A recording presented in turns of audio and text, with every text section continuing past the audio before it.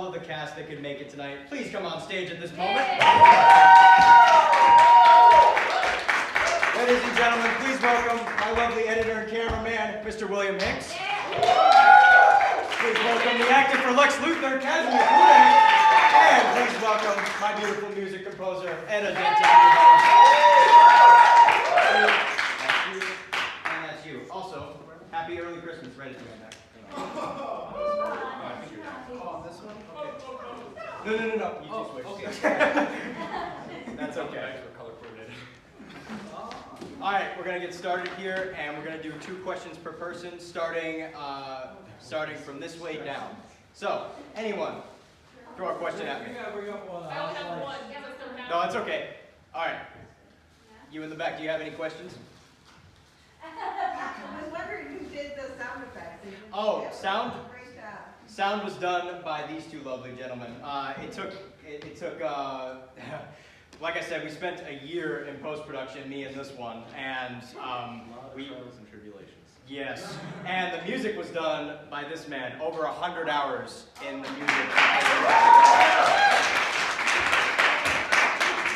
And he worked very hard, and I was very satisfied with the music, especially Lex's theme, because my God, just listening to that piece on my own was just like I was going through all the tracks, and me and him heard Lex's theme, we were like, damn. All right. Great job. All right. You have any questions? Me? What was your favorite? No. Sorry, we'll get to you.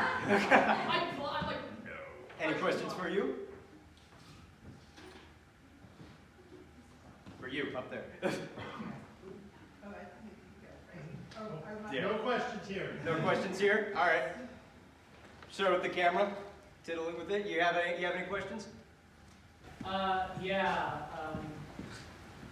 would just say, what was the most difficult part of making this? Post-production. Yes. Post-production was the longest and most tedious process of this thing. And that's not what I expected, because I expected the shooting process to be the hardest part. No, that was the easiest. The hardest part about shooting was scheduling, because some people are more reliable than others. But yeah, no, shooting was an amazing collaborative experience, especially working with William and Kaz here, shooting with them and being on set and discussing ideas. That was really the highlight of filming this, and that was the most enjoyable part. But man, nothing could have prepared me for how tedious post-production was going to be and how long it was going to be. Yeah.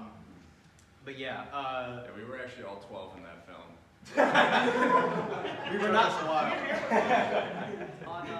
On the music end, the most difficult part for me was the whole interview sequence, because that's like a whole 10-minute long part that needed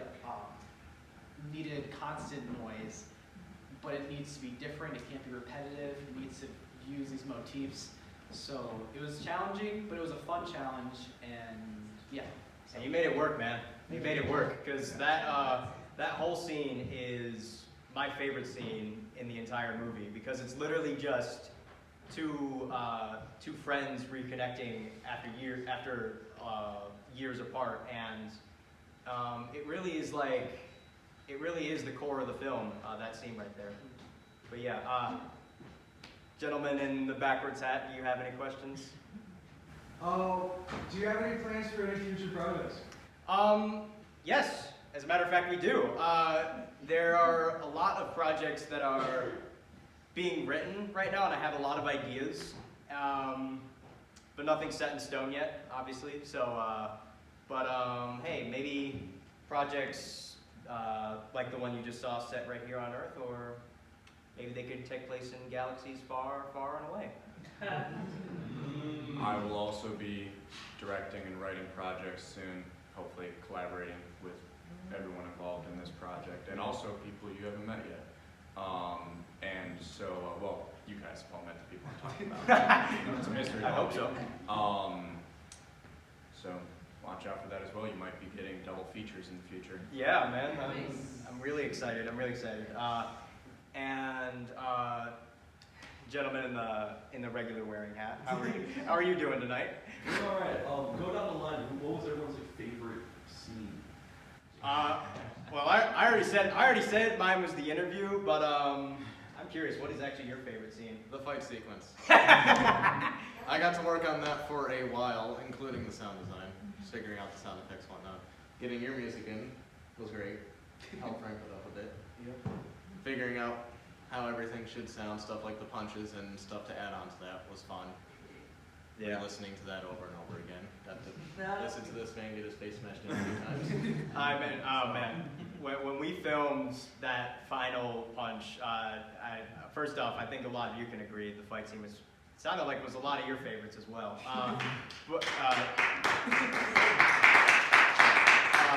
When we did that, funny story, when we did that final punch, when you hear that little like crackle sound at the end, I actually, I didn't punch him like in the face, but like my fist like grazed his chin, and I accidentally punched the microphone on his shirt. So the noise you hear, that's not a sound, well, we did add a sound effect in there, but the initial crack you hear, that's not fake. That's me actually punching the mic off his chest. Then we added up. The mic wasn't even on his chest, it was in my hand. You punched it in my Oh hand. yeah. Yeah, I may have gotten a little too intense there. There was a take where he did actually punch me in the face. I got a little too. That did not make it into the final cut. It didn't make it in the bloopers either, so. It was too violent. It was too egregious. I got a little too in It was character not there. for a family audience. All right, moving down the row. Do you folks have any questions? What was I gonna say? Do you have any plans for a sequel? Oh, okay, the big one. I actually have a second one, but that's my first. Oh no, yeah, we'll do a two-parter. Yes, I do actually. I have many ideas, but again, like I said, nothing's set in stone, and I'm a huge procrastinator, as many people in this room will know by this point. Yeah, so I don't know when that'll be out, but yes, there are ideas, plans for follow-ups and sequels, but I just don't know how I'm going to do it yet. You know what I mean? What was your second question? How many revisions did the script go through, if like any? That's a funny story in and of itself. So, let's just say I wrote this, or I started writing it back in 2019. Now, this didn't start production until 2022. Was it actually that long ago? Yes. Dude, I was joking about us being so young in that film. No, that is real. The original script, from where I was as a writer back then to where I am now was just so different, and not up to par with my standards today. So when we got to shooting the thing the initial time, I was like, something just isn't working, and I didn't know what it was. And then when we came back to work on it this year, it was like, yeah, I didn't write this well, or I didn't write it like how it should have been written. So that interview scene is actually mostly improv between me and Kaz. Like, we hit the initial bullet points that I had envisioned for the script, but most of that is just us spitballing and improvising. Can we say why that is, though? Because it's not because it wasn't written well. It was because neither Will nor I had practiced before shooting. That's also a reason.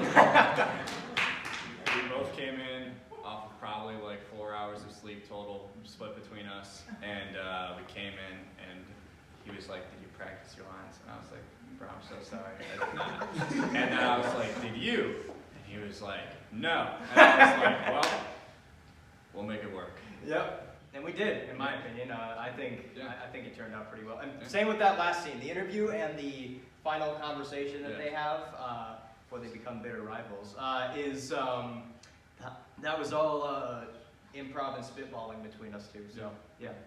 I do have a question. Sure. In the interview scene, did you use 2 cameras? No.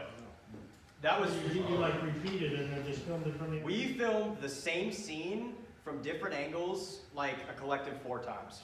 So I would say for the improv nature of it, then the continuity was very good.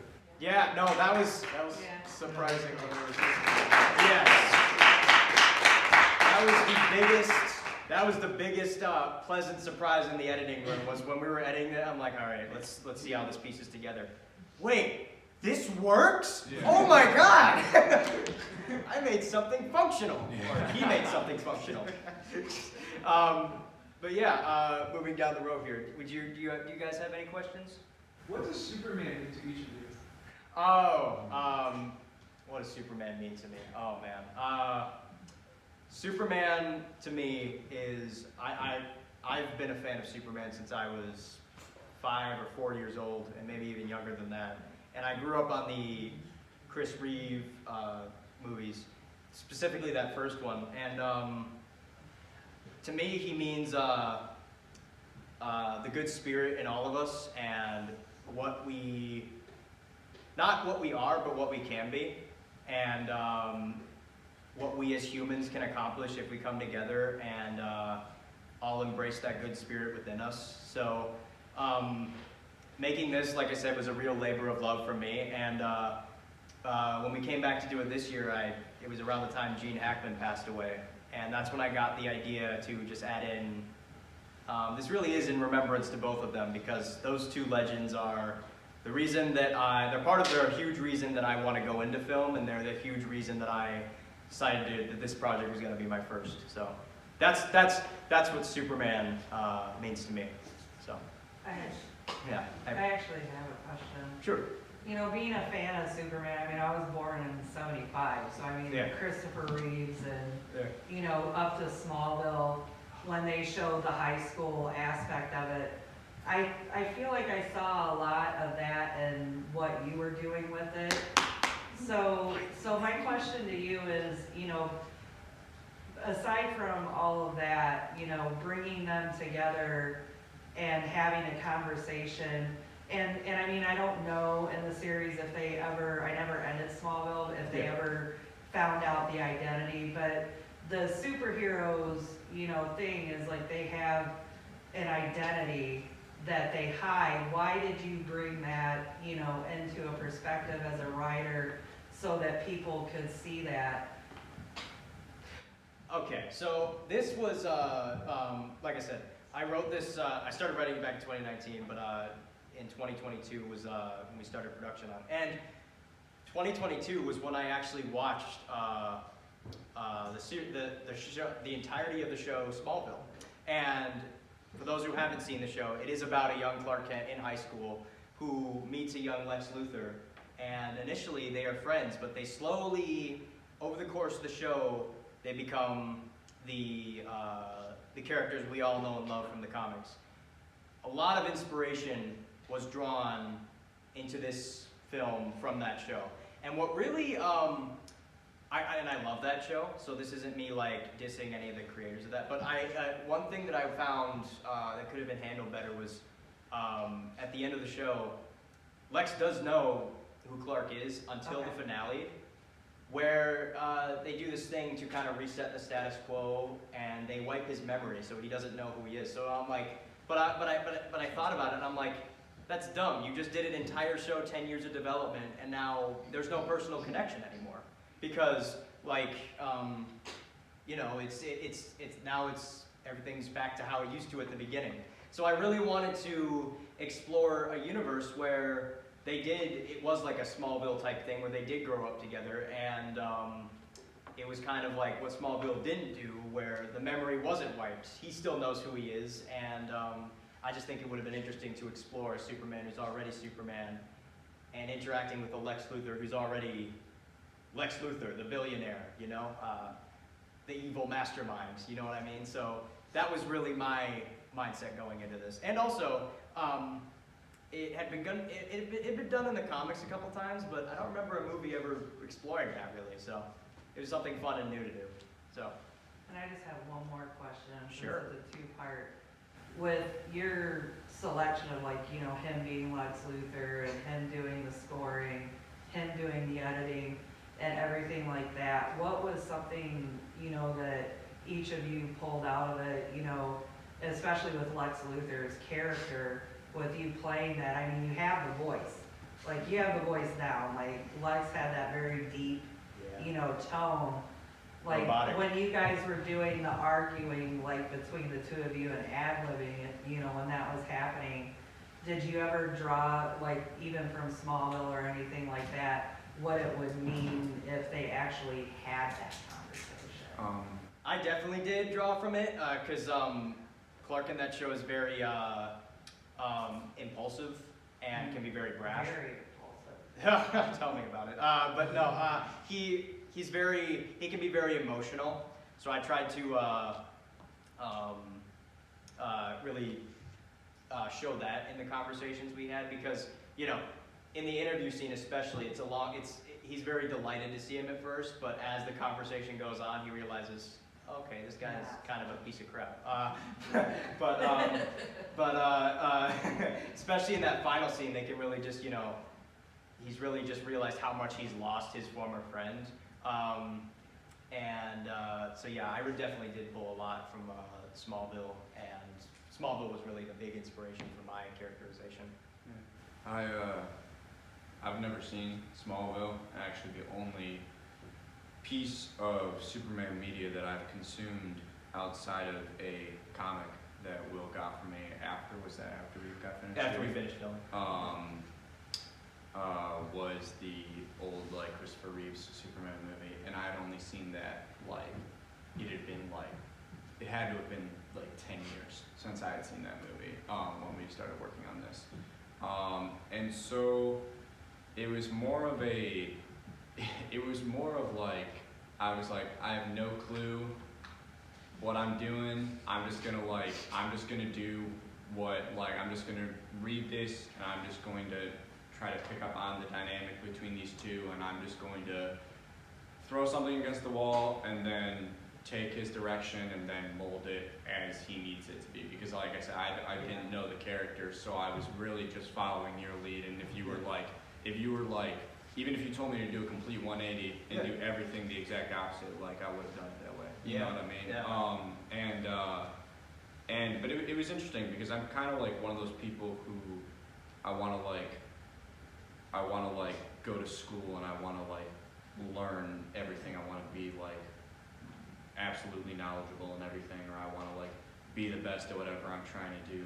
And so it was kind of like, it was almost like a reflective thing where it was like, it's good to have ambition, but it's also like if your ambition goes unchecked, you start stepping on other people. You know what I mean? You start stepping on other people, and you start becoming more of a Lex and less of a Superman. You know what I mean? And so I still want to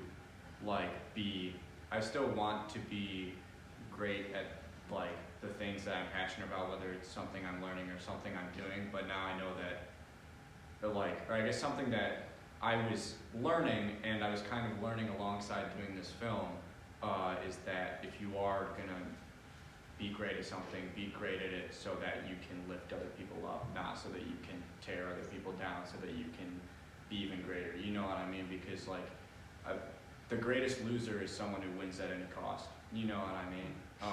So it was weirdly therapeutic, like doing this film, where I was like learning something about myself, and I was doing a film that was like directly about what I was learning about myself, and I was like, this is weird, man.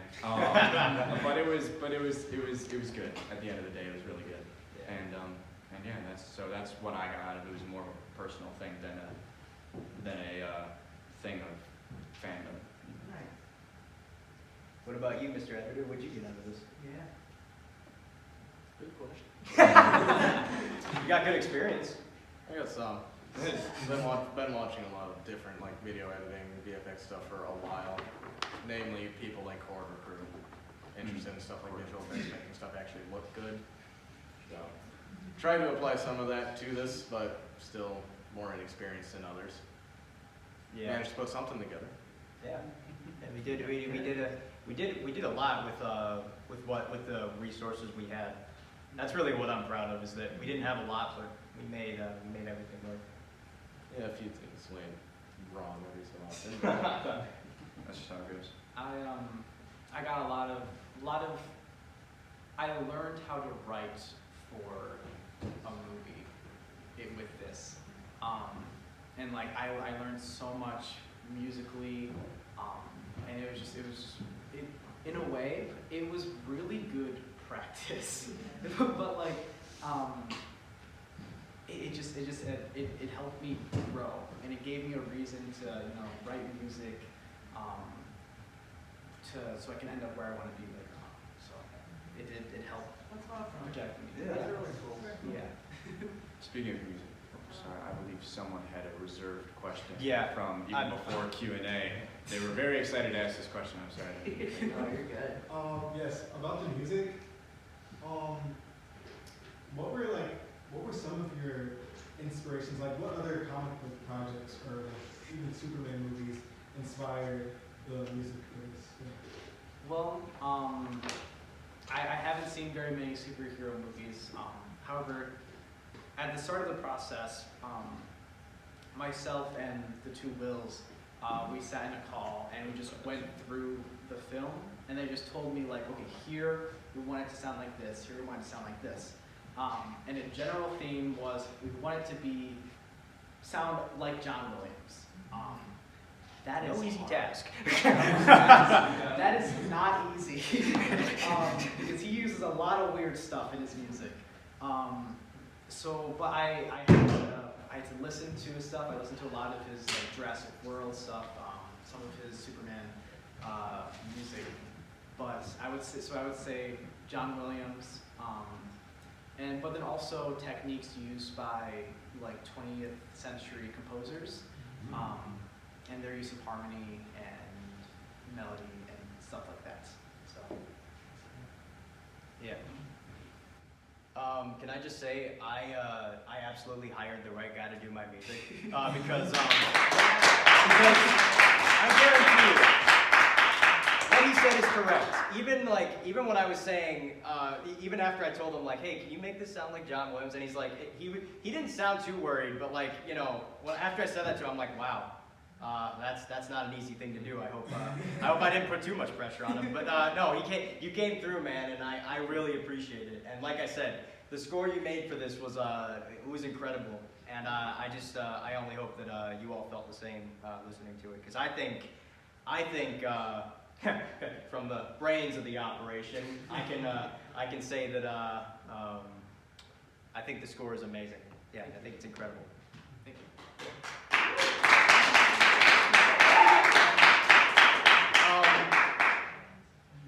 Yes. Well, my question was just answered with what you just asked Edda. Also, I just wanted to say that I feel like a lot of times when we watch movies, we don't actually hear the music, but we like feel it. Like at the end of it, nobody's humming the music from a movie, like the score, the background.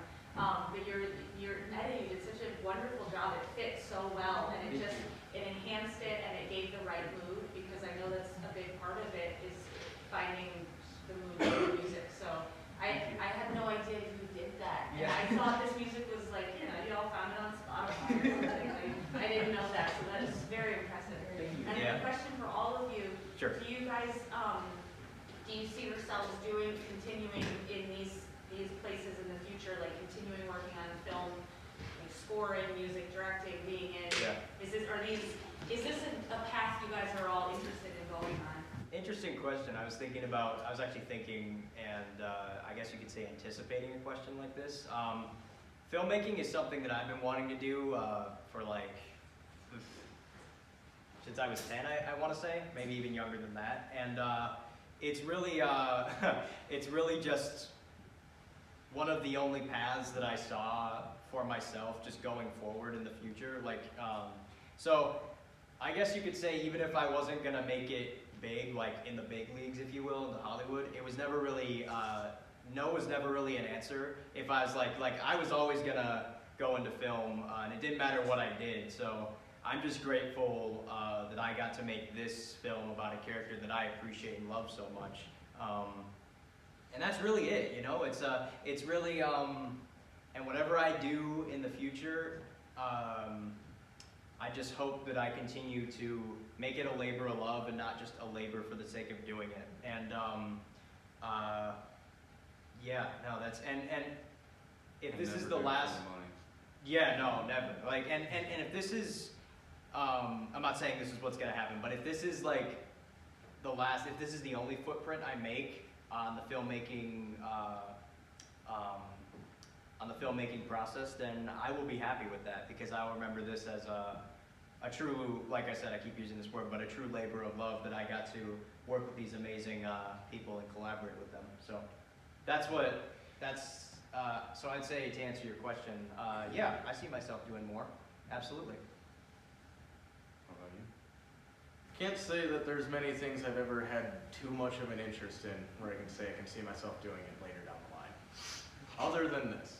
It's one of the few things I can say that I can see myself doing later on. Even though it's mostly on the back end, I still want to make stuff look good. Stuff that can come up on the big screen. I've seen what any filmmaker can do. Stories they can tell and reactions that people have to those stories. And I feel like I can bring something to that, I can bring some value to that. Even if it is just on the back end and trying to make it fit together and make it look nice. So. Without you, it doesn't come together. Exactly.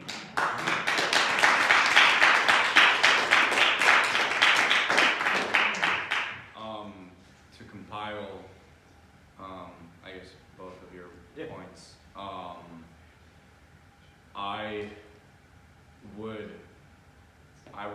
very much enjoy doing film projects for the rest of my life, as well as picking up acting stuff, just like here and there. Because I mean, I love the communication of the arts. That it's arts are a universal language. You know, like ignoring where something comes from or who it comes from. Like there's something for everybody in all of it, even if it's not in ways people expect. I don't think I would make a career out of it. That's not like, for example, like I'm going to Wayne State right now, but I'm going into agriculture. And so it's not something that I would ever attempt to commodify. It's more just like ever since I was a kid, when I was a kid, I was a huge daydreamer. I'm telling you, if you ever need to boost your imagination, get a trampoline. That thing will do wonders. That thing will blow your mind. Just because I don't know. It's just like when I was a kid, I would love to tell myself stories, and then eventually I was like, well, maybe I could get off my lazy butt and I can tell other people's stories too. And it was kind of hard navigating that, because it was hard, and I'm sure you can relate. I'm sure all of us can relate to this, but it's hard picking the story that you think other people will care to hear. You know what I mean?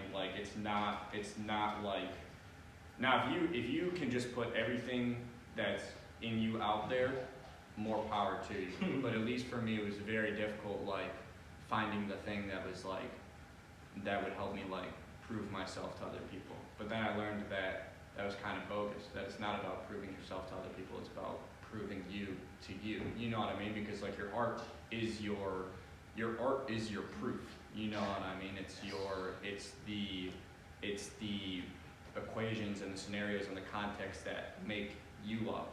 And it's also what makes up the people around you. You know what I mean? A lot of my stories, I find I write them about people I know and not necessarily about myself, but it's also about me because I'm a part of that person is a part of me.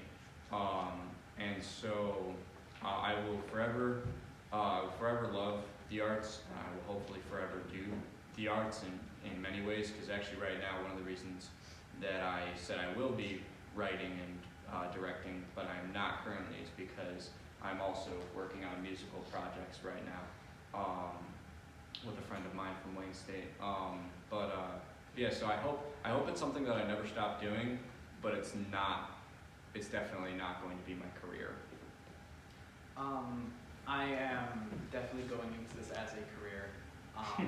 Currently, I'm at Schoolcraft. Next year, I am hoping to transfer to Western University for music composition. Whatever path in that specific niche I get taken down is still undecided. Whether that is scoring for films, writing like jingles for commercials or just writing music to write music and publish it, I will be going down that route some way or another. I've already accepted. I'm not going to drive a Lamborghini. I'm like I'm going to be poor. I already accepted that. But I cannot see myself living in a world where I am not writing music. So yeah.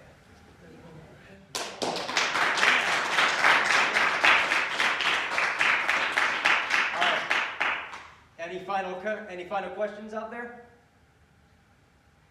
All right. Yes. Oh, yes. I don't have a question, I would like to present you with this. Oh, really?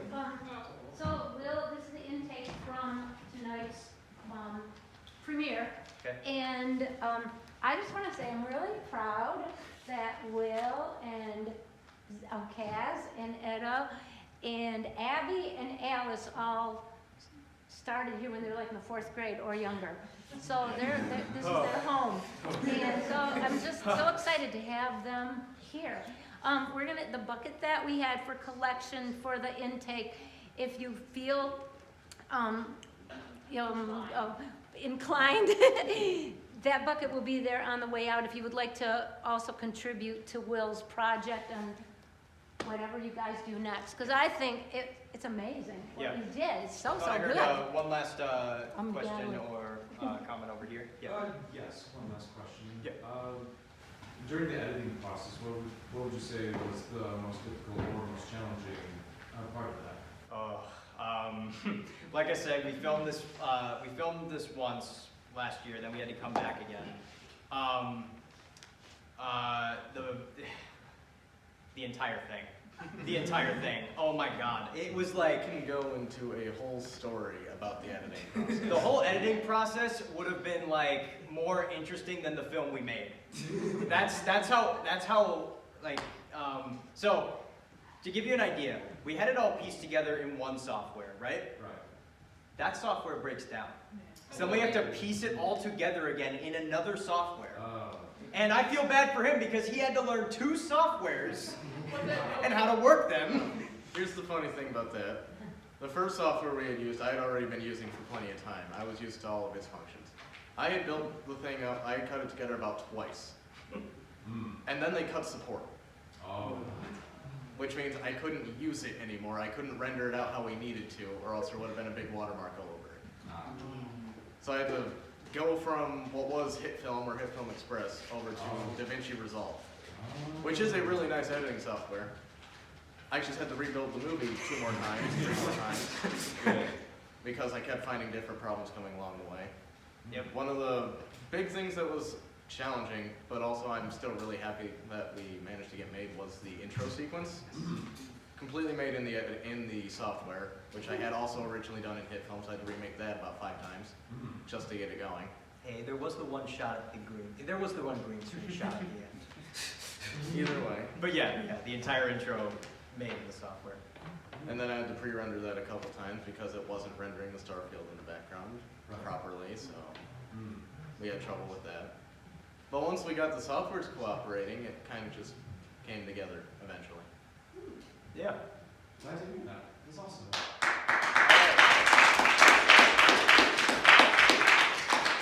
I want to thank all of you for coming out to this premiere and participating in the Q&A. And it really does mean a lot to me that this many people showed up and showed out for it. I hope all of you have a good night. And that's it, everyone. Thank you very much. Oh, wait. Before we go, can we get a cast over real quick? Just some thoughts on the stage? Let's do it. Yeah, All right. Okay. I was gonna ask if you wanted to mount this on the tripod. No. Wait, I'm gonna plug this in and see if it'll get rid of the shadow. Just a Okay. second. But let me just fall. Let me just get this ready. Is that help? No. Is that better or worse? Oh, yeah. Turn those off. Okay, and then yeah, go on stage. Because right now you're on the apron, so Right, get really good light light work. stand, yeah. Yeah. Now you've got the stage lighting. Yeah.